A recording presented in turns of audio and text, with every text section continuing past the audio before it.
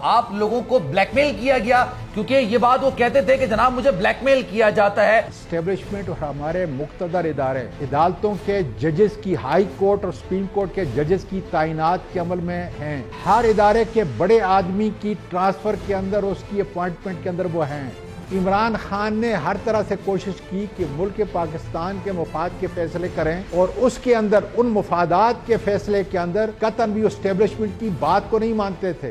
Chief election commissioner کی تعیناتی میں اگر تھوڑا سا سخت لفظ استعمال کر رہا ہوں، آپ لوگوں کو بلیک میل کیا گیا کیونکہ یہ بات وہ کہتے تھے کہ جناب مجھے بلیک میل کیا جاتا ہے، چاہے وہ ایف اے ٹی ایف کے قوانین کے پاس کرانے ہو اپوزیشن کی سائٹ سے۔ ایسا ہی ہوا ہے خان صاحب کے ساتھ؟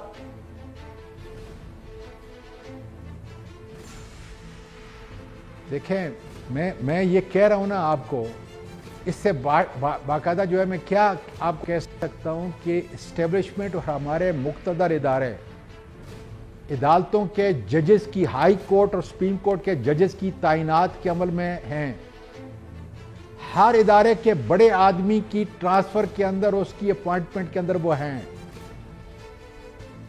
ہر ٹھیکے کے اندر وہ شامل ہیں۔ کس نے شامل کیا سر؟ مجھے سر یہ بتائیے، خدا تعالیٰ کا شکر ہے کہ ملک پاکستان سے سن لے میں کیوں کہتا ہوں؟ اس لیے کہتا ہوں کہ اللہ کے فضل سے میری فائل نہیں، نہ یہ فائل بنا سکتے ہیں خدا کے فضل سے۔ اس لیے کہتا ہوں کہ اپنی جو تنخواہ ہے آج 18-19 سال سینٹ کے اندر، وہ بھی جو ہے آرفنیج کو جاتی ہے اور کوئی اور خرچہ نہیں، بحیثیت وزیر کے بھی خرچہ نہیں۔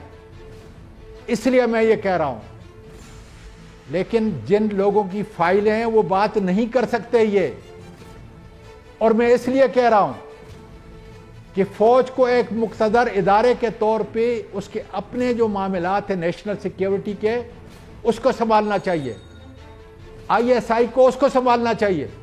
سر 3.5 سال اداروں کے قسمت کا فیصلہ کریں، 3.5 سال سیاسی جماعتیں بنائیں آپ لوگوں نے، اور سیاسی جماعتوں کو بگاڑ پیدا کریں۔ سر میرا پوائنٹ تو سن لینا سر، 3.5 سال آپ کی حکومت تھی، بے شمار تعیناتیاں اس میں ہوئی، آپ لوگوں نے اس وقت کیوں یہ سوال نہیں اٹھایا کہ جناب ہماری تو مشاورت ہی نہیں ہو رہی ہے؟ سر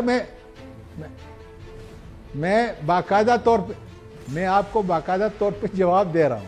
اچھا، یہ غلطی ہے ہماری۔ کیوں غلطی ہے؟ اس لیے کہ ہماری اکثریت نہیں تھی۔ ایم کیو ایم کون ہے؟ باب کون ہے؟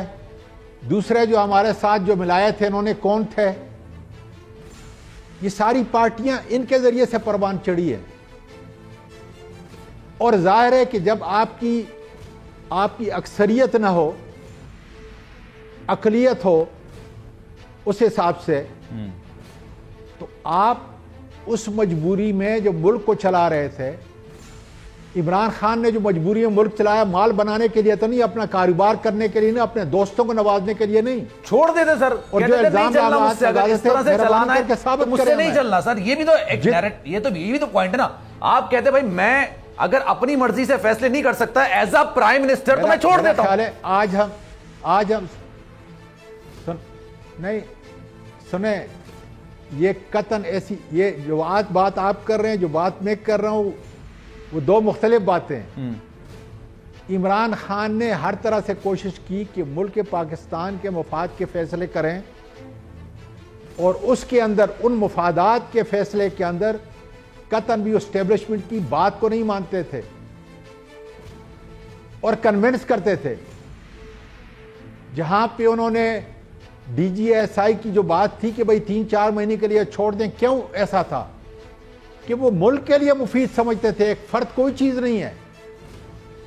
ان کو ضرورت تھی اس بات کی کہ آنے والے حالات افغانستان سے متعلق یا جو کچھ امریکہ سوچ رہا ہے اس سے متعلق، اس لیے عمران خان نے جو فیصلے کیے خدا رے سمجھیں اس کو، اس کا احساس پروگرام جوانوں کو آگے بہتر کرنے کے لیے، اس کی خارجہ پالیسی، اسلامو فوبیا کے خلاف اس کا اعلان جنگ، یہ سارے آزادی کے فیصلے ہیں۔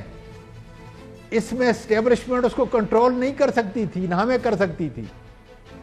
میں جو کہہ رہا ہوں وہ یہ کہہ رہا ہوں کہ اعلیٰ تقرریاں جتنی بھی ہوئی اس میں اسٹیبلشمنٹ آج نہیں، میں 2003 سے اس ملک کی سیاست کے اندر ہوں،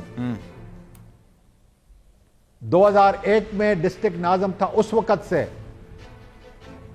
اس سے پہلے بھی یہی روش تھی. اب اس کو تبدیل کرنا ہے جیسے ترکی نے کی، جس طرح دوسرے ممالک کر رہے ہیں. سبسکرائب کریں اور بیل دبائیں تاکہ کوئی خبر رہ نہ جائے.